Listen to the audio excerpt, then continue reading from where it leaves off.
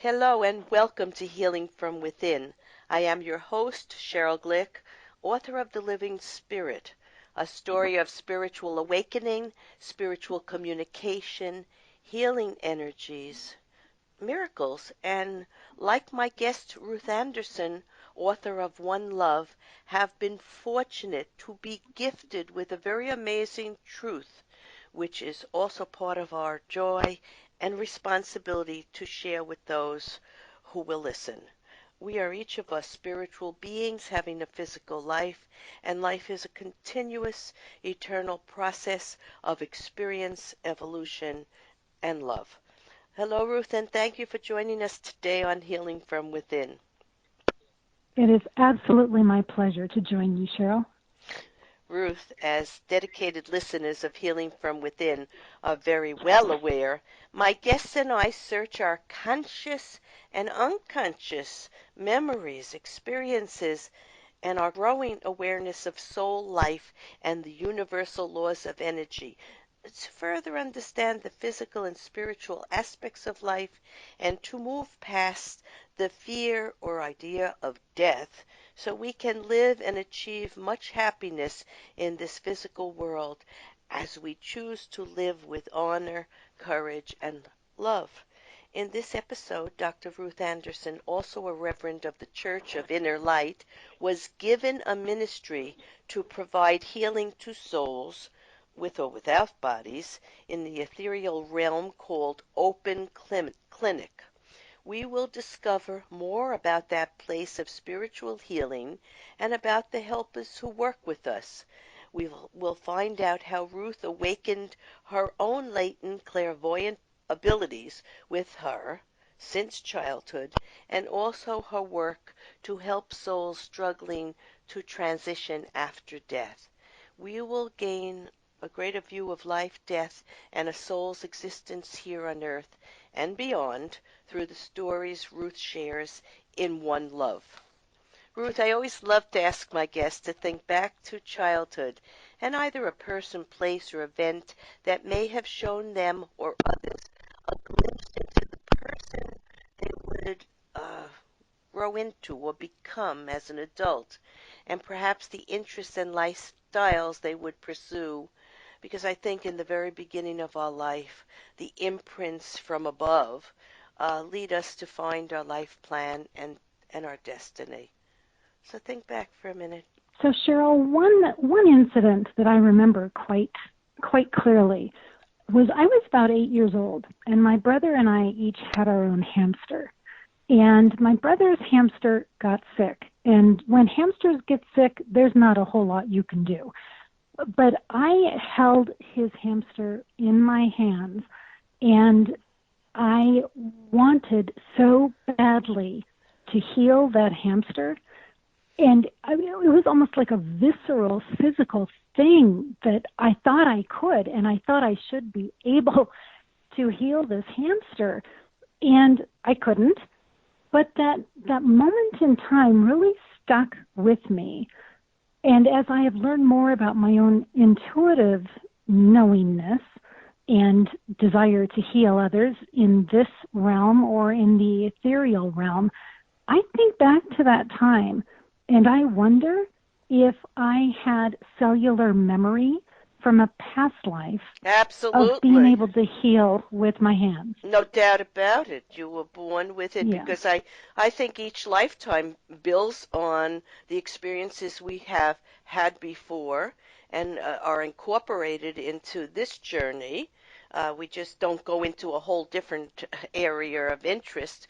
We remember at some level, soul level or cellular level, who we were, and it comes out in so many ways, gifts and talents. So absolutely. But you also talked about the basement, and there were three doorways, and you spent a lot of time home because you had working parents, as I did. And Mm-hmm. tell us a little bit about the basement and what you were feeling or sensing or something that was happening in your home. Right. Well, I was a latchkey child, and I would come home from school to be by myself. We had a ranch-style home, so We had a main floor and a basement, and I found the one chair in the kitchen that I could watch all three doorways and make sure nobody was coming in. Mm-hmm. And I was scared to death of the basement. And as an adult, I finally figured out why. We had a shop area where my father would do his woodworking. And in that area was a spirit, a being that was with the home when we moved in. And it always stayed in the basement and typically in that woodworking room. So to get down the stairs, you had to go past the woodworking room. And I was scared to death every time. My heart would beat and I would run as fast as I could. And I think that spirit was having a lot of fun at my expense growing up. And they were, and for our listeners, spirit is all around us. There are souls all around us at all times. And I was the same way as a child. I could actually feel being touched. And at night, when I went to sleep in the dark, sometimes I'd even see a face at the window. And Oh, that's scary. Yeah. yes, those of us who are sensitive, of course, most parents, when a child will tell you a story like this, I will just say, "Oh, you ate something wrong, or you read a story and you're just, remembering that." But it's not. There are people who are born with a great sensitivity to shifts in energy workers like you and I. I'm a Reiki practitioner and a medium, Mm-hmm. and when I Mm-hmm. walk into a building now, it's taken many years of practice, but I can go from room to room and I can feel the different energies, whether there's Yes. anger or pain or a disease or emotion, because places and people give off a different vibration and energy. And those of us who are sensitive are aware of these things. So for those parents listening out there, if your children tell you things like this, don't discount it, because not everything can be seen by the naked eye, but that doesn't mean it doesn't exist. There are realms and Yeah. realms and dimensions of life force, and we're all here in our life journey to share these experiences and to respect the gifts and talents of each individual. So thank you for telling that story. All right. You write about walking with spirit. What does that mean to you? I was raised as a Christian and I spent a lot of time in prayer. And I always kind of felt like it was a one-way conversation. I mean, sometimes I would get a real sense that Jesus was with me or that I was really connecting with the Holy Spirit. But for some reason, a lot of times it just felt like it was more me reaching out and not getting answers or a response. And in the last 5 years or so, I have been able to make a real connection with the Divine Mother. I've met Archangel Azrael, who is the angel who's there at every death. I've worked very closely with Archangel Michael, Archangel Gabriel, and Archangel Raphael. And walking with spirit to me is now every day when I wake up, I connect with my guides and I just see, are they going to teach me something today? Is there somebody I'm supposed to connect with? Is there something I'm supposed to learn? Something I'm supposed to write? So it really is more of a two-way communication, really living my life walking with spirit. Yeah, And I love it. absolutely. It's such a great gift to know it. They're always around, and we've never been alone from the time of our birth. I've been led to believe that we have three major guides with us at all times, and that during certain events in our life or experiences, other guides come in to assist us. And, as a Mm-hmm. kid, I thought I had to be reliant on myself for everything and not ask Spirit or God or the divine for help. I thought it was something I was meant to do alone, but that's the farthest thing from the truth. I have discovered that in my communications with Spirit, that I am manifesting and creating everything with their help, co-creating, and it's such a wonderful thing. That's what we want to share with people who wish to learn more about their own soul energy and how to connect to this higher divine energy, that they do have the help to manifest the life, the health, the prosperity, the love that they wish to create.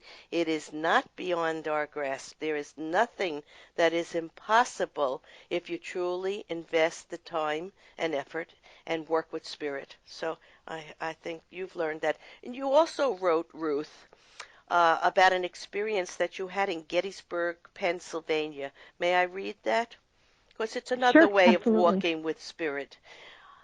You wrote, I spent many years in education, and my love for education spilled over into time with my daughters. One summer I thought we would explore American history, including slavery and the Civil War. So we drove to Gettysburg, Pennsylvania.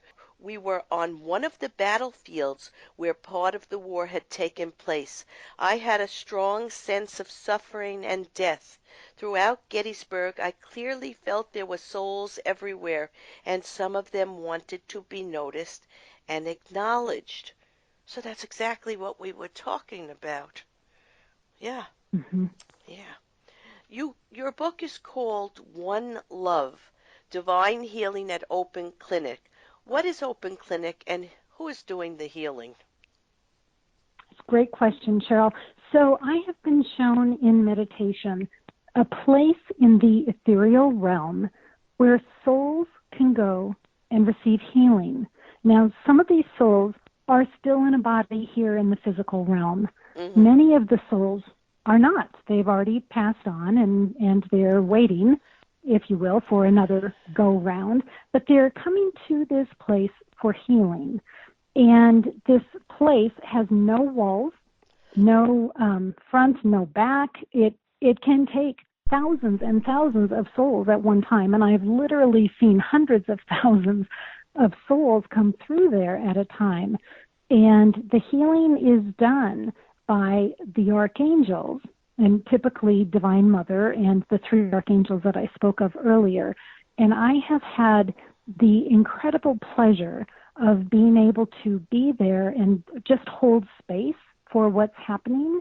Mhm. And at times I will feel God's divine healing light come through me and go out my arms to this crowd. So it's an amazing opportunity. And because I'm intuitive, I can read the situation that's happening for a particular soul at a time. So in my book, I actually chronicle some of the situations with different souls that I saw come through Open Clinic. Mhm. And you also tell the story of your good friend Sylvia, who passed from cancer, and you were returning to the airport in Los Angeles, and you sensed, yeah, I love this story, because you sensed a presence in the back, and you thought, maybe you got a little afraid, should I drive to a police station? But then when you looked in the rear view mirror, you saw that Sylvia and her boyfriend or And her husband. her Her husband, husband yeah. were together, and you saw them in spirit. And I've seen these things also in meditation for people, and it is amazing. But aside from that story, one day my husband David came home, and I saw him out the window, and I was talking on the phone to my friend, and I wasn't dressed, and I saw he had a woman, a very large woman, with sort of very white, bright, light hair. And I said to her, I have to get off the phone and put on some clothes. And when I went to the door to let them in, he was alone. He said he didn't have anyone in the car. Hmm. And so he had a guide or angel or one of his relatives sitting with him, driving with him. So it was a similar story to what you told. And for those people out there, most mediums in meditation see those in spirit or guides or teachers or loved ones, and they get information to help themselves or others. But some mediums, every once in a while, might really see them like you and I did. And I was really Mm-hmm. shocked when he said to me, there's nobody in the car. Right. Well, I was very shocked to see Sylvia and Cliff in the back seat of my car. I'm sure you were. So, Yeah. yes, I was so thrilled to see them, though, because I was in such mourning for her passing. Yeah. So it really taught me that there is life after life, Yes. and that life is a positive, good thing. Absolutely. So let's go on. On Facebook, you wrote about being given new definitions of life and death. Can you talk about that? Yes. So sometimes when I go into meditation, I will go and in my words, I'm sitting at the foot of God. Now, there's no feet, okay? No. It's an energetic energy, and to me, it feels like I'm at the base of a huge, energetic, almost like a sun, S-S-U-N, in the sense that it is just a huge, warm, healing, loving presence, and I'll just go sit there. And I had been told when I was up, I say up there, but it's not really up there. I had been told to turn around and I was going to learn about life. Well, life in my mind was a soul and a body. And instead, what I was shown was the vision of a soul leaving a body at the moment of death and continuing forward.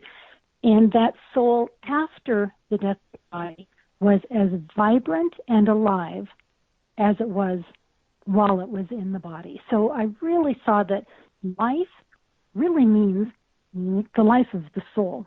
Yes, very Then well a said. couple months, yeah, thank you. A couple months after that, I got a lesson about death. And what I was shown, again, at the foot of God, was not death of the soul, because now we know the soul doesn't die, but I was shown death of the spirit. And it had to do with those things we do to ourselves, sometimes on a daily basis, here in the physical realm, that just create a slow, insidious death of our spirit. And it could be drinking, it could be drugs, it could be excessive internet or TV where we just sort of numb our minds, or staying in the low-level energies of racism and hatred and bigotry.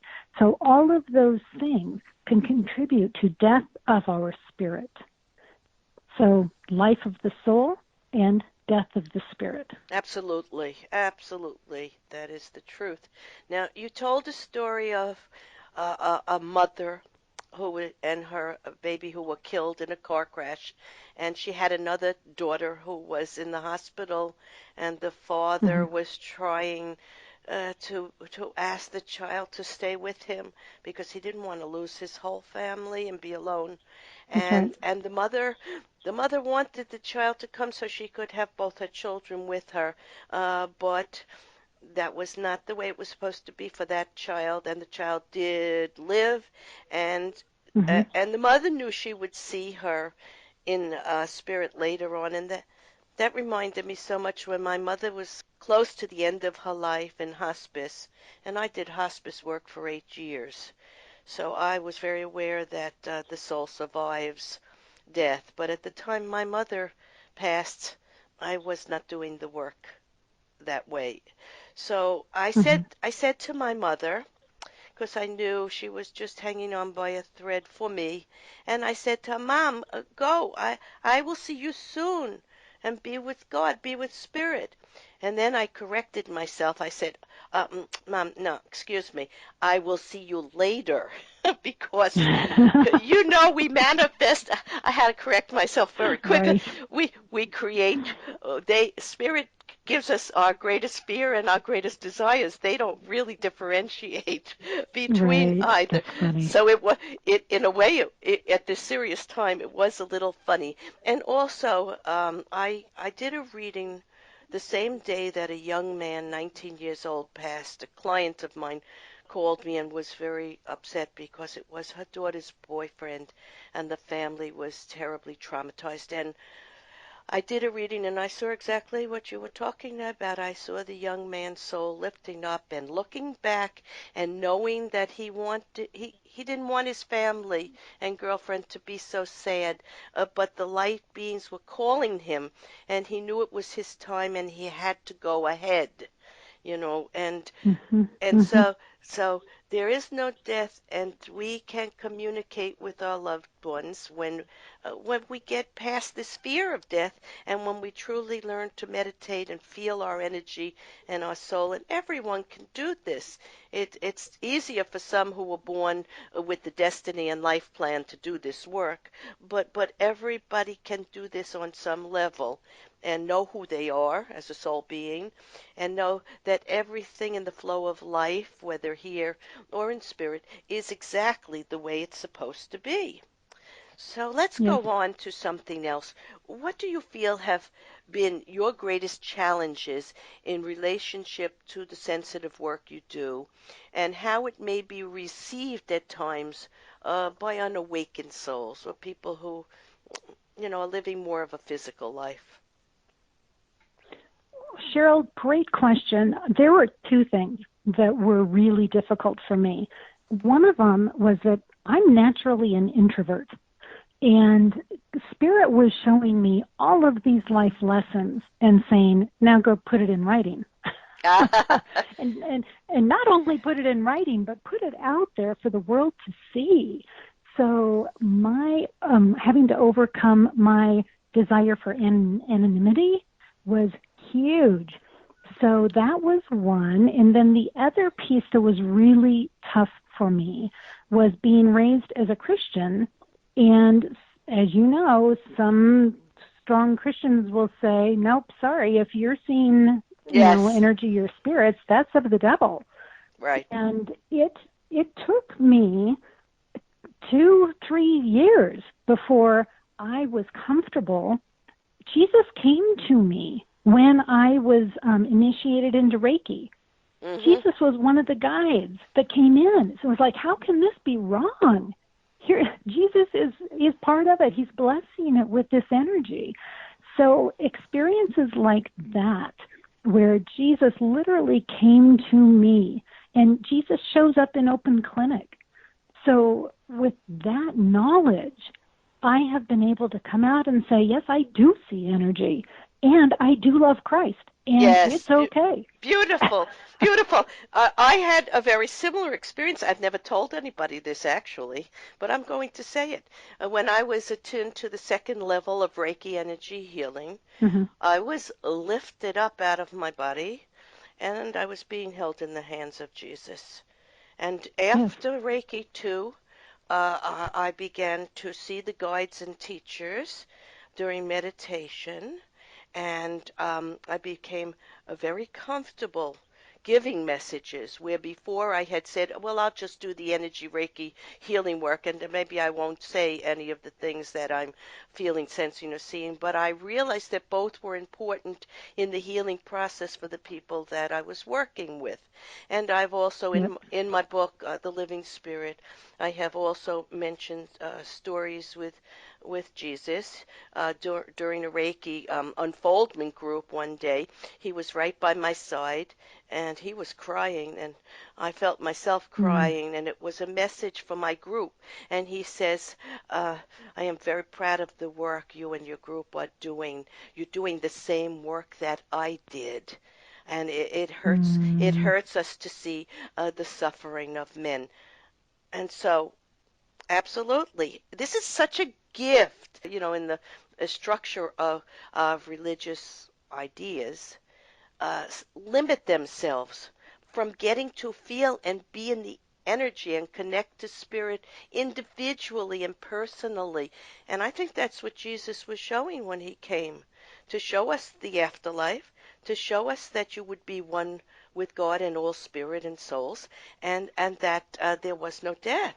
And it wasn't almost a religious concept as much as it was a concept of the truth of the universe and life in general. Yes. Yeah, so I wrote in regard to this greatest challenge that you were just talking about, and it was a challenge for me too. In my book, The Living Spirit, I wrote, The choice to accept others and ourselves with our frailties and sometimes negative behaviors can be hard, yet it is necessary in order to have times when we feel like we are on cloud nine.